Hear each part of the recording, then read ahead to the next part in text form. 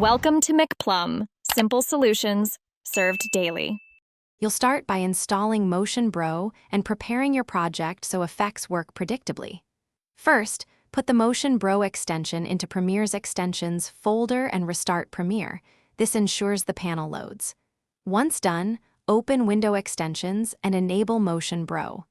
Make sure your sequence settings match your footage, for example, 1920x 1080 at the correct frame rate, because Motion Bro presets are size-sensitive and can scale oddly if the project. You'll apply a preset directly from the Motion Bro panel by dragging it onto a clip or an adjustment layer.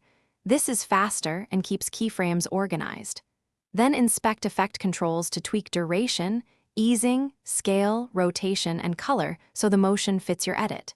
If you need multiple effects synchronized, nest the clips or pre-compose them. That way you adjust one container and everything moves together. Also, shorten or extend the preset layer to retime the animation without re-keyframing.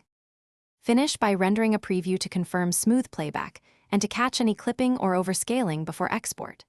For final output, choose H.264 for web or ProRes for high-quality delivery, and enable max render quality if you scaled elements.